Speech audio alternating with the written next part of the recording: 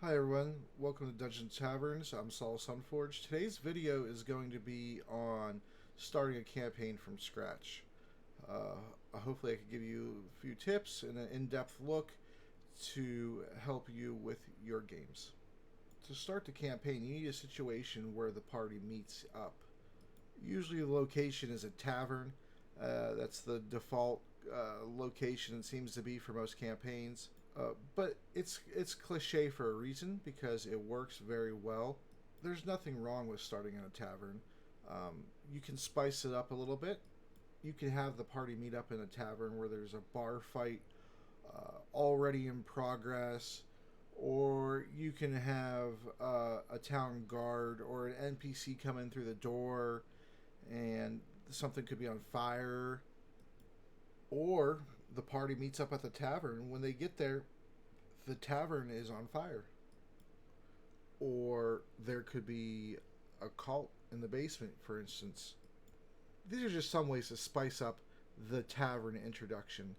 But I came up with a list of a few that I made just for you guys. You feel free to use them, modify them, or what have you. All right, so the first one I came up with, the party are slaves or captives on a ship. They're chained below deck. Uh, and they're rowing, and then suddenly the ship comes about fire. They take a cannonball below the waterline, and then the ship starts taking on water, and the party members have to figure out how to free themselves. It could be just the party members. You can have some NPCs. I would probably recommend some NPCs because that's just it's just a freebie to have NPCs in that situation. You just got to make them. But since these are your first NPCs, presumably you had time to at least create them before the campaign started.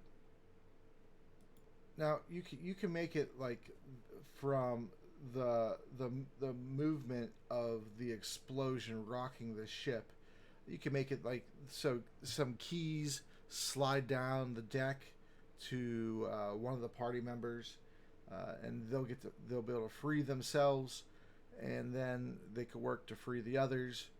Um, or if you want to be nice, you can make it so that the ship, even though it's taking on water, it makes it to land. Maybe breaks up upon the beach or the rocks. Maybe there's heavy waves. However you'd like to do it, but the ship crashes on an island instead of taking on water in the middle or wherever you'd like to have the ship be in the water, going wherever you wish. Those are all up to you. So if you have everybody crash on an island, it could be a deserted island or an inhabited island. There could be cannibals, or like I said before, there could be a cult, or religious orders. There could be anything on that island if you want. And so from your initial scene, you're able to kind of create, after you think out logically, um, you're able to create a few things that pretty much create themselves for you based off of your initial story. And the NPCs that you do introduce here in this introductory scenario can be reoccurring NPCs. Players enjoy reoccurring NPCs, especially if they're NPCs that they take a fondness to. Um, and so those NPCs are going to go with the players throughout the campaign. They'll meet them at some other few points in the campaigns. That's what a recurring NPC is, and you don't even have to flesh them out. You have all that time until they meet them again to add more detail and backstory, if you wish, to those NPCs. You can have some of those NPCs be part of a faction, or maybe the NPCs are from different factions. They just happen to be captive together. They can even be enemy factions. That could be a pretty good dynamic. But if you're going to have factions in your campaign, even you don't need to have factions.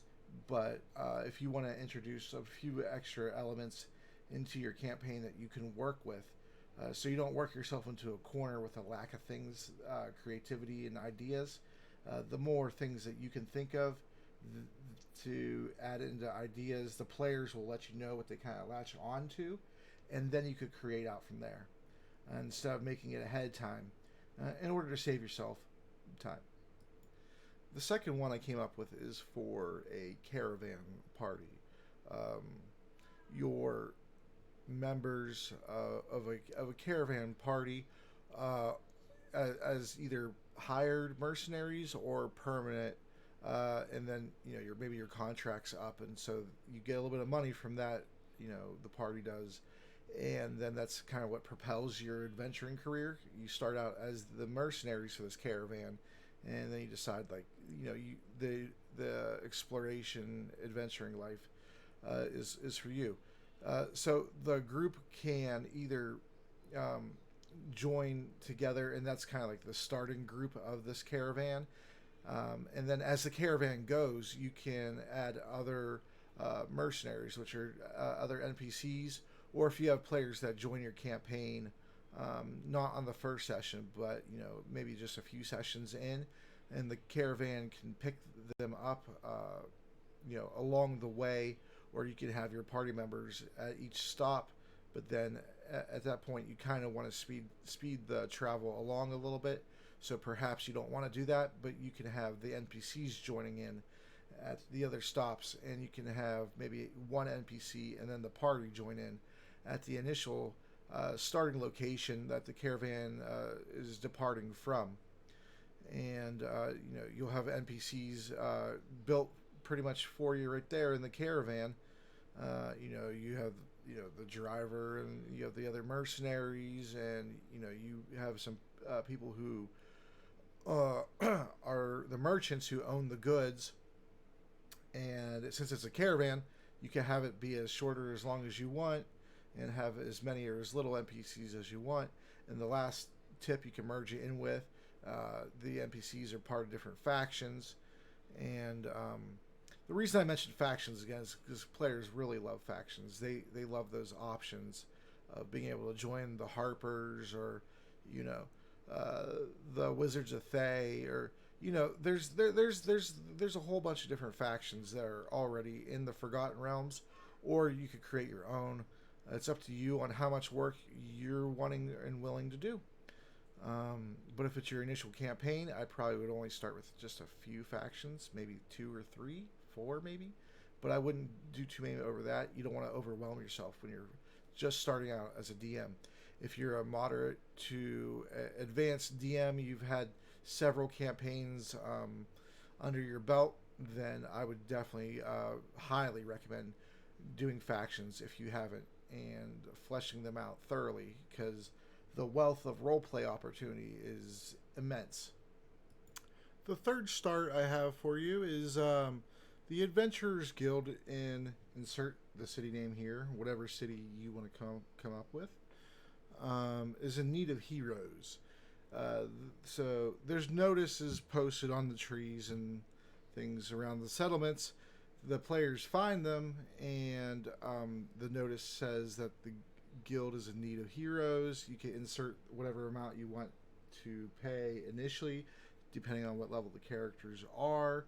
Usually if they're between levels 1 through 5, it works the best because they aren't really established yet, so they don't really have the gold and gear and the food, and they might not have too much money, and so the guild is offering them all their needs.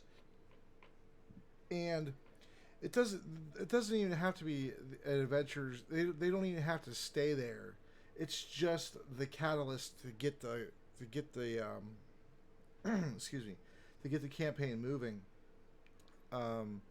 Maybe they get to the guild and they find the guild leader's sick and dying, or dead, or he was replaced by a doppelganger.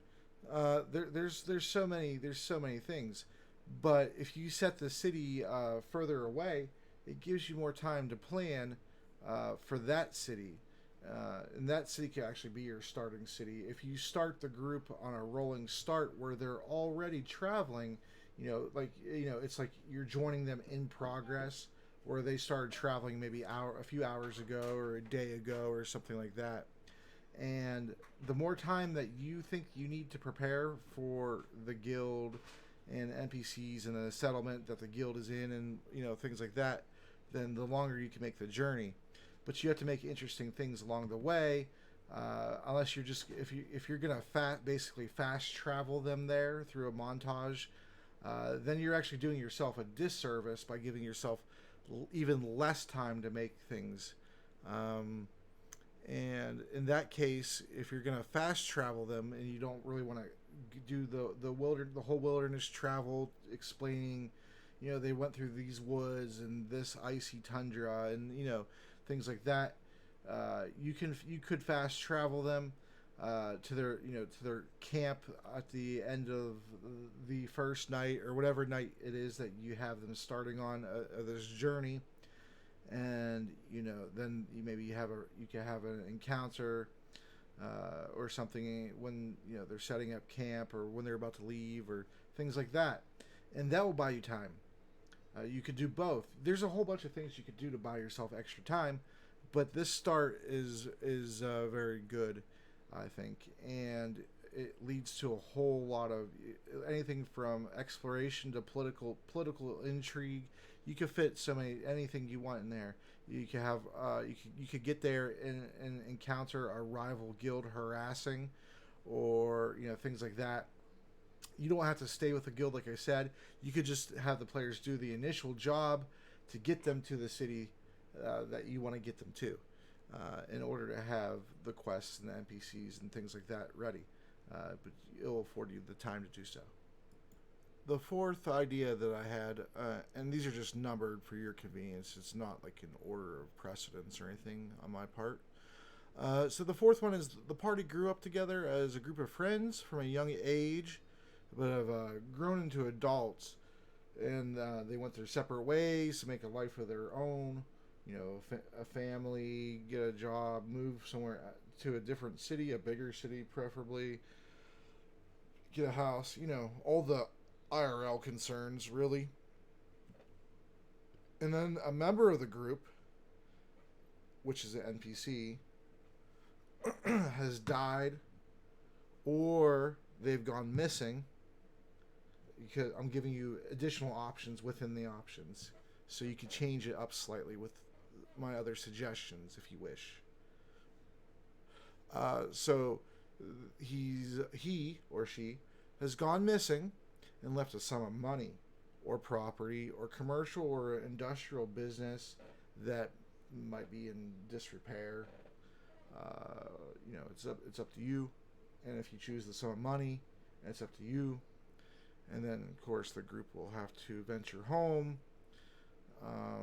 They'll meet up. That's where they'll meet, like, at his funeral or the attorney's office, or whatever you like.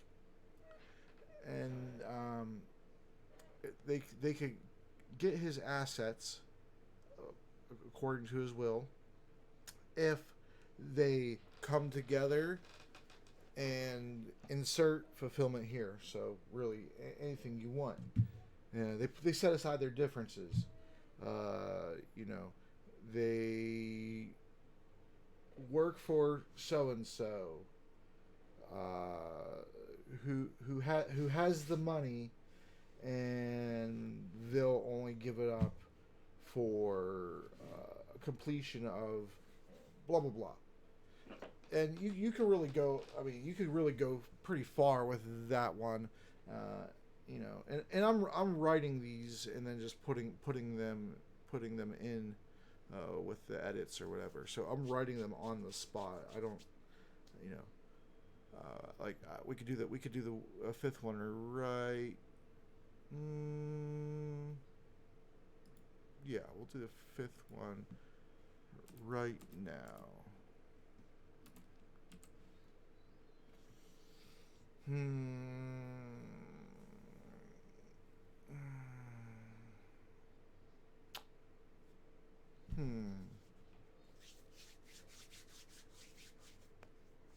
What's a doozy? I mean, that's a banger. Number 4 is a banger.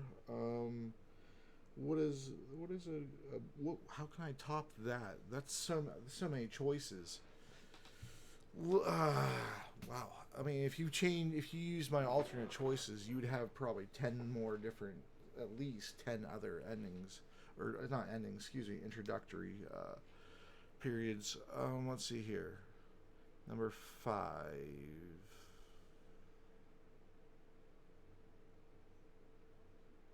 Hmm.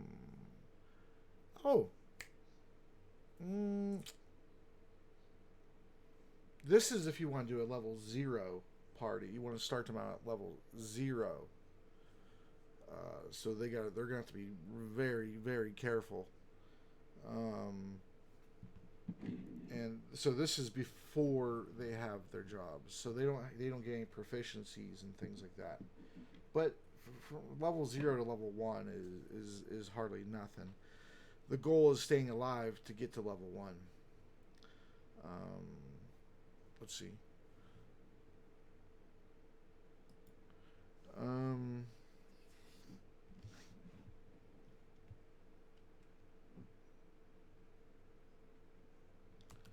the city, you could, city, village, hamlet, metropolis, town, whatever you like. I'm just using city or settlement interchangeably for all those, unless it's specifically said. All right, so the city of, insert name here. The city of blah blah blah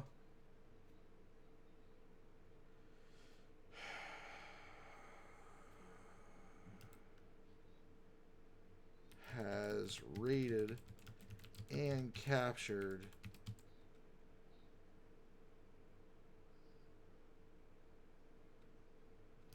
several of your kinsmen. I guess I could have said townsfolk. I don't know. I like the word kinsman. I don't get to use it that often. The city of insert name here has raided and captured several of your kinsmen.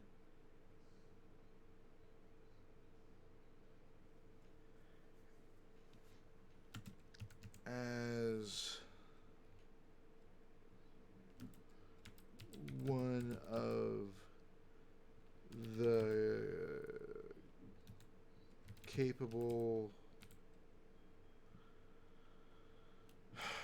no I don't want to I mean, you can mess with these words too. I just typed them out. You could, you know, I used to my parents used to make me read thesauruses for my fun reading as a child, and encyclopedias. Had a whole set of Britannicas. And it's paid off. It was a very boring childhood though, but yeah, it's paid off. So read your books. Yeah, I've been up for over 30 something, probably close to 40 hours at this point. I'm very delirious. But I wanted to get this video out for you. So that was more important to me. The city of insert name here has raided and captured several of your kinsmen. Slash has captured you and several of your friends for forced labor.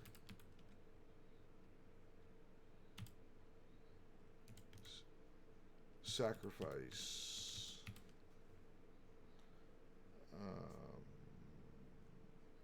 Forced labor really covers pretty much any more slashes. Sacrifice. By throwing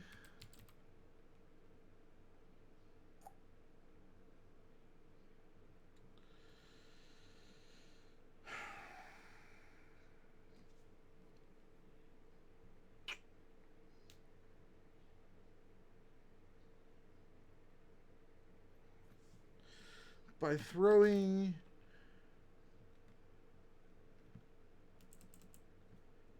captives into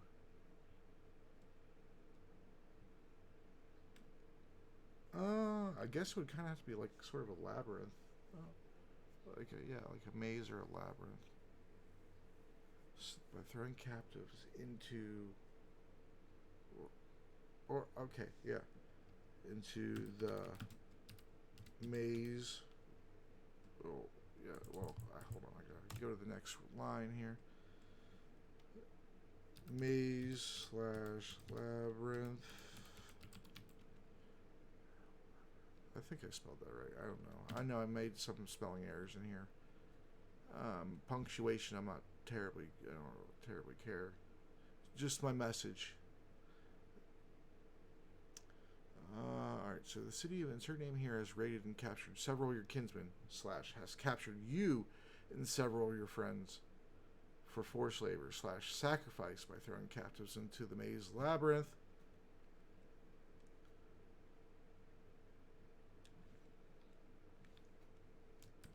Or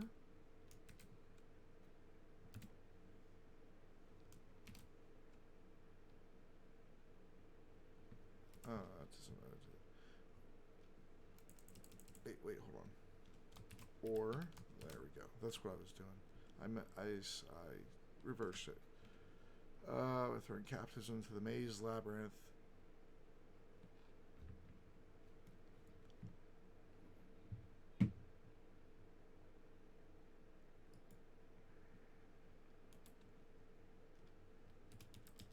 Volcano.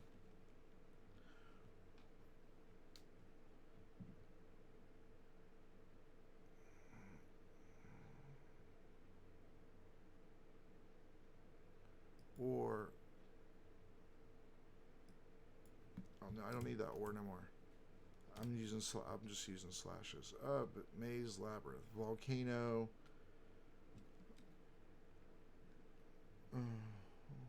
Old ruins, or the destroyed portion of the city that's quarantined.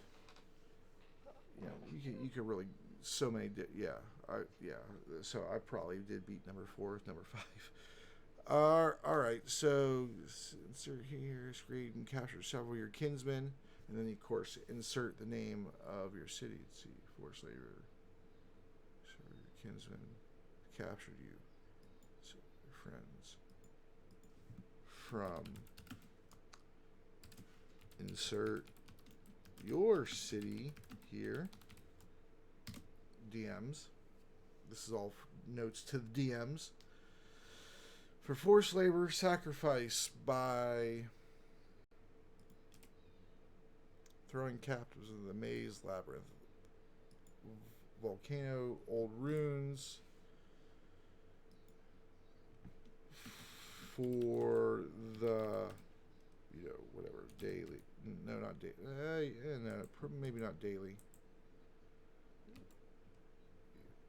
We could do whatever, weekly, monthly, yearly.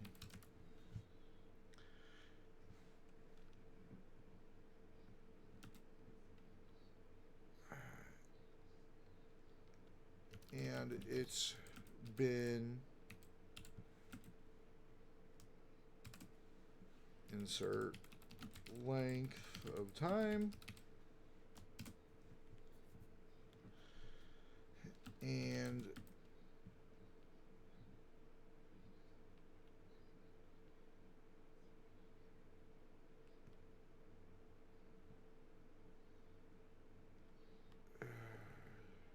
your name has been called, and your name has been called.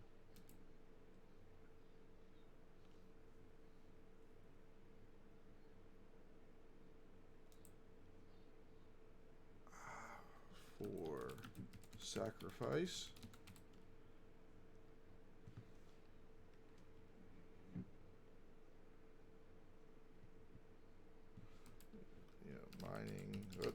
labor stuff.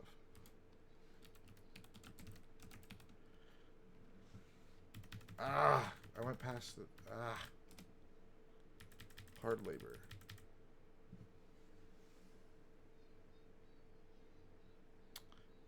Yeah. So basically, um, aggressive city or larger attacked a population of one size category, at least smaller, and captured their citizenry, and then threw them into holding cells or what have you, and they make sacrifices to, and you can come up with that with really any type of imposing creature. You know, maze labyrinth. Obviously, it's gonna be some type of minotaur. Um, you know, but you know, so what your job is to do in that situation, first and foremost, with your group, is escape.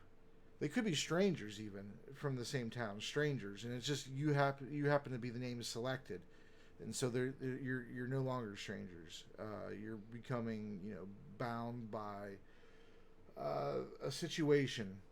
You know, maybe you were thrown in with what, I don't know, a dagger, sandals, and a loincloth. Good luck, you know, type situation. I can see that in more of a hardcore campaign, I guess. You know, and there's ways to make the campaign easier or harder for the players. You know, depending on what type of group you're running, their experience level.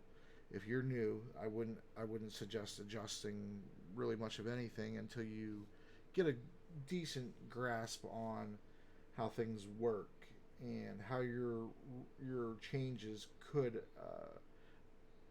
affect or even break your world. Like you could inadvertently make a magic item, you know, just pull it out your butt, and you know, it could be something that makes somebody have like a 27 AC or something crazy, 30 AC, I don't know, or you know, you just gave them immunity to every type of status damage, you know, poison, fire, you know, whatever. So I would avoid making changes as a new DM. Yeah. So that's it for that portion. Me starting you out with a little bit of leeway. You know, you're leading off first base, about to steal a second here. I don't know. I'm tired. Yep. So there you go. There's the list of the 5. Like I said, they're not in any particular order of preference or anything. They're literally just in the order that I typed them, that I thought them out. I could do more, and I did come up with a list, you know, for in-person group, and that I actually have a horror story in the channel. You know what, 2 months ago or 3 months ago, I think it is. Back then, you could find it, but yeah. So I gave them. I don't know. I think I made like 20, 25 different starts. And I actually let them vote as the players. I let them vote on the top 3 of those 25 starts. And then whoever got the points, like the most votes or whatever, like for the priority, you know, like if one of the starts got somebody's first priority and somebody else's second priority, you know, there's a good chance that's probably going to be the start. But there was actually 2 starts that tied, I believe, and so I combined them for the party, and they sabotaged me. So it didn't work out then, but I still think that could be pretty cool to do as an option for the players. During session 0 or before session 0, because a lot of players don't do a session 0 where there's no play at all. They refuse to do it. A lot of players are very, very stubborn, and it's unfortunate. But as a DM, that's the kind of stuff you gotta deal with. You'll find out. Hopefully you get good groups, man. That's all I gotta say. But nevertheless, I feel like it's a good idea. If you have a group of people you already know, clear that mistake out of the way for you, just for you. Make sure the people that you know, and preferably people that you've played D&D before, so you kind of know their style a bit.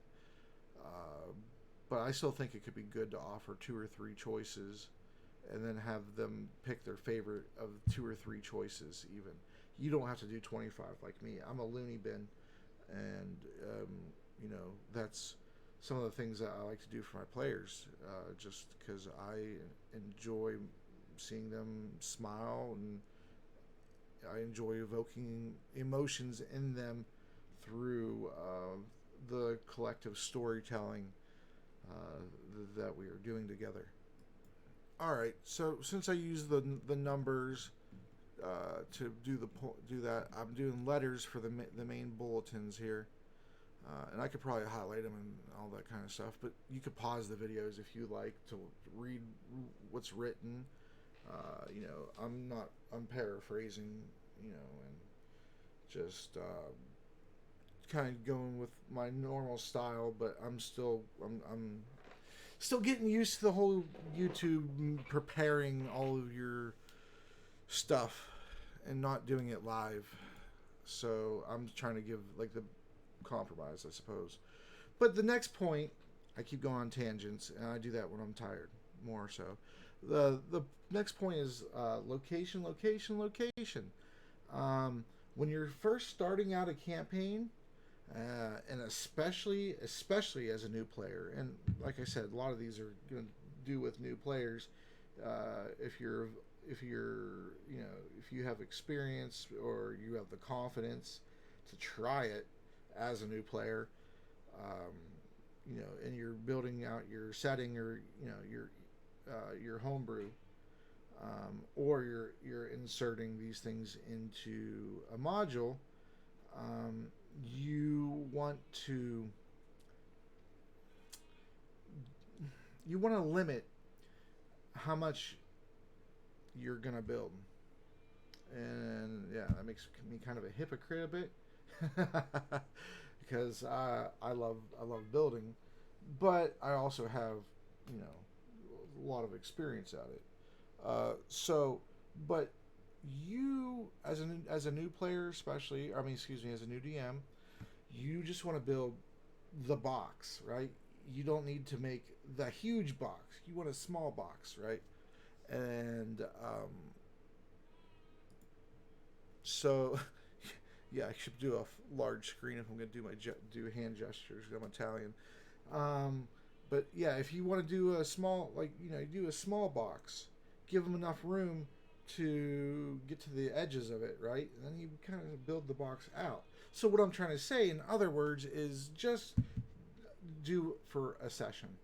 You just want to build for a session, because the players can just up and decide they don't like your campaign, which is fine, or they could be a drama situation in the campaign that you just spent all that time making everything for, and it's non-existent from one week to the next, so just curb your enthusiasm, Larry David, and try to just build small. Maybe just a small village. Not even a big city. You don't necessarily need to. If you want to, you can, of course, but it's all going to take more time to prepare, and you need to be cognizant of how long it's going to take to prepare these things. And if you're playing on Roll20 or a virtual tabletop like Astral or, Fantasy Grounds, if you're playing on any tabletop, you're going to be having to make your maps if you're not doing Theater of the Mind. And from what I've seen, most games on Roll20 aren't Theater of the Mind. Most of them are actually maps. From my experience, my limited experience so far, admittedly, to Roll20. But it seems like most people have maps. I am one of them. I have a series on here, a playlist of me building out campaign world maps. So you want to start out with a small city, village, hamlet, and then journey out from there. Maybe you'll have like a little forest over here or a mountain over here, and you're trying to, the players kind of have to get through a little bit of a pass or something that's, I gotta take my glasses off. Sorry.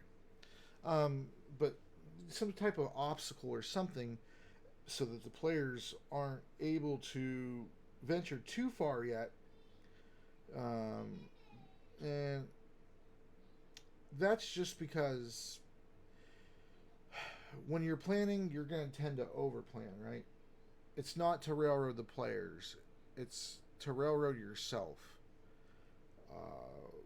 from planning too much. And most of the time I do railroads. It's to railroad myself because I tend to go overboard with a lot of detail and things, and it's just something I enjoy doing, and so I don't really see it as a problem, but it could be depending on your personality type. If you're not very good at keeping a schedule and you procrastinate a lot, I definitely wouldn't go for something hardcore like build out your entire world before a session even happens type thing. You just want to build the forest, the little bit of the desert, maybe an oasis or the valley that they're in, not the entire kingdom, but just the little flattened area or something, or maybe they're starting out in a dungeon like my fifth scenario.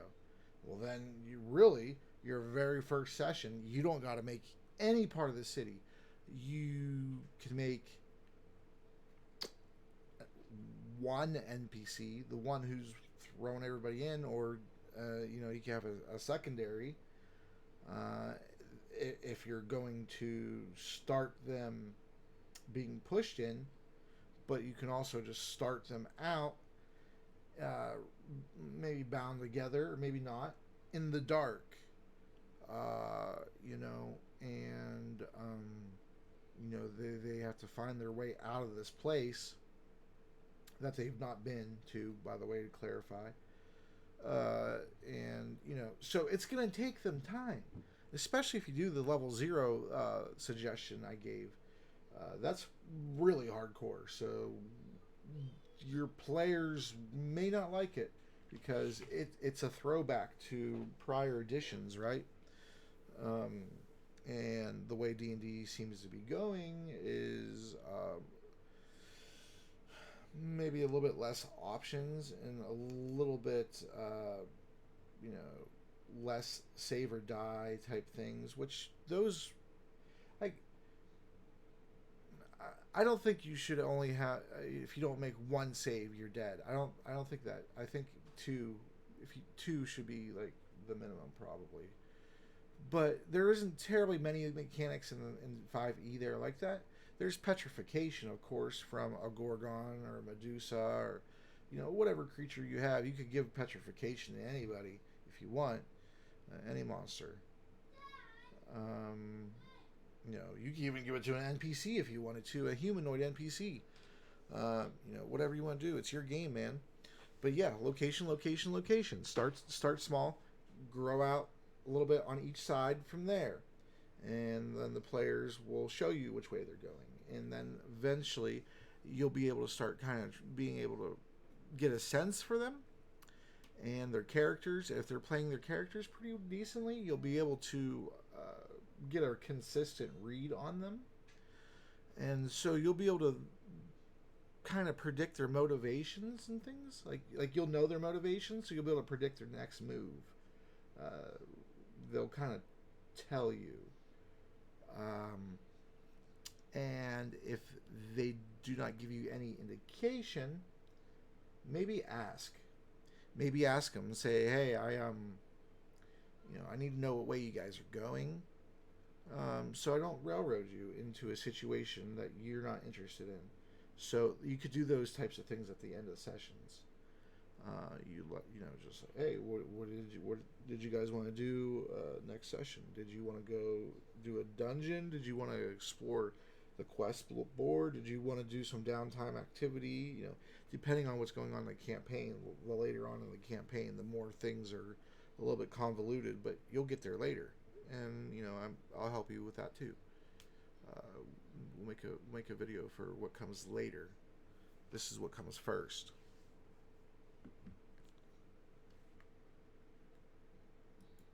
All right, my next point is lights, camera, action. I'm just trying to be clever with the titles. They don't really mean it. But the point is that some players, most players, they tend to be really excited for your campaign, especially if you create something that is special and engaging to your players. They get invested into the world. Most likely, they get invested into their character. If they don't care about your lore and things too much, it's okay. It will come organically.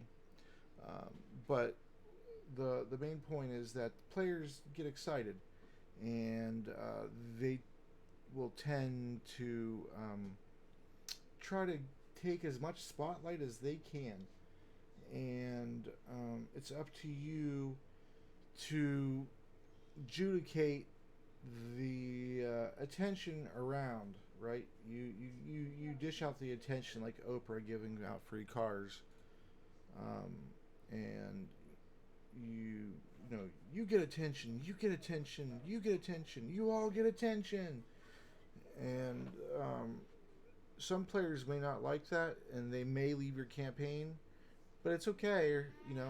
There's way more players than there are DMs. Just like there's way more DPS than there are tanks. It's just the way it is, man. There's more wide receivers than quarterbacks. So you can be fine knowing that if somebody leaves because you didn't give them 3 hours out of a 5-hour session, that's completely good. That's great for the group. Those people take themselves out. Yeah, that's great. But make sure that it doesn't become a problem, and so make sure you give everybody their turn, so nobody accuses you of favoritism. My next point is for you to. Why is that not working now? All right, there we go. I don't know. I might have number lock on. Okay, sorry. So the next point is to take notes. As the DM, yes, you have a lot to do. Yes, you have exceedingly more to do than the players do. They only have to worry about themselves, and you have to worry about themselves and themselves. Right. So you have to worry about the players and all the NPCs, and so you probably should take good notes though. And the reason why is because you'll have players, and sometimes you'll have entire groups where not a single player takes a note. You can be it's entirely within your right, and you won't be judged by me, at least, as a bad DM, if you decide that, okay, well, if the players didn't take notes and they don't remember the so-and-so because they didn't take a note about it, they just do not remember. Yeah, that's up to you if you want to do that.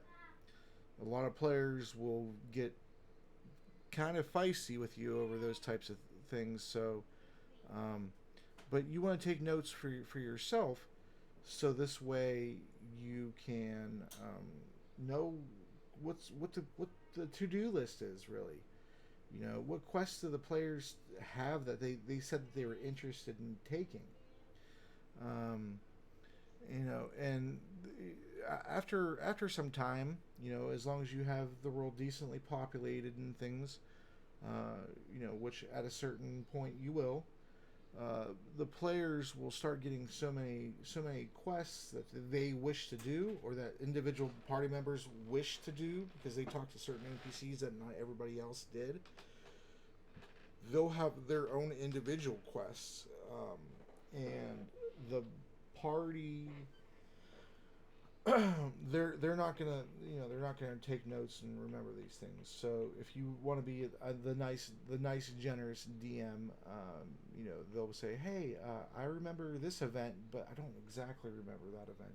Can you refresh my memory, please? And you'll have your notes available to you. Your notes will also be able to help you determine a little bit about where the players are going to maybe head next, for a little bit of extra clues on maybe things that you should work on, and maybe the precedents you should work on them at. Not everybody has the same amount of time to prepare, and feel free to take all or some of my advice. However it suits your needs. Um, when I first started DMing the campaign I'm DMing right now, on Roll20, and here it's here on YouTube. I upload them, and then the live sessions over on D Live every other week. Back when we first started 3.5 years ago, um, I didn't work. I didn't have a job. My job was to take care of my daughter full time, Callie. She has Down syndrome, special needs and things, and so there just wasn't really any time for me to do all these other things, and a lot of other circumstances allowed me to afford to be able to do this. Well, back then, we used to do a session a week, and that's what I prefer. That's what I still prefer. I mean, if I had the time, I would do 3 sessions a week with the same group. But um, as time went, I got busier and we went from 2 day two excuse me we went from 4 times a month, once a weekend, on Saturdays at 2 p.m. Eastern Standard Time, dlive.tv/SaulSunforge. We went from every week to every other week, and so it gave me a little bit of extra prep time, for sure. But it wasn't as much D&D being played, right? So I had to kind of adjust how much prep I really needed to do, because I used to do the entire the rest of the prep for the current session, and then do some of the prep for the next session, and then once the session was over and everything was finalized and what was going to happen, I would continue from there. If there was a change of course, I'd go to a different direction. But all those types of things take a lot of time. Well, I got a job now I work overnights, and then my daughter Callie, I started homeschooling her, from kindergarten, and a year before the pandemic. We were homeschooling her anyway, and it was me. So that was like 28, 29 hours a week.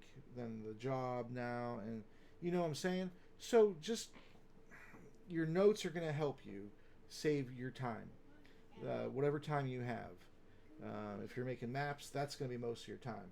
That guarantee that's going to take up most of your time making maps, unless you just draw like a square and little dot lines. That's a door.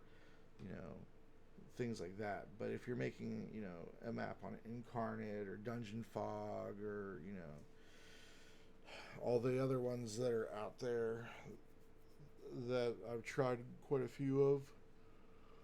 Excuse me. I probably should end this soon or pause it and then come back after I get some sleep, right? I probably should actually do that. So we'll be back after these messages. We'll be right back. I am old. I'll be back after I get some sleep, and we'll continue after the taking notes portion. But take your notes, read books, learn. You know, get fantasy information in your head, and sci-fi information, and you know, you never know where your inspiration will come from. Your different genres. We'll cover all that stuff though. And I just looked at how long the video is, and it's a little bit longer than I kind of wanted. You know, just for attention span of you, the viewers. You know, your consideration, your time, things like that. So I'm going to go ahead and post this out to you guys right now, and then look forward to part 2 later on tonight. See ya. Bye for now.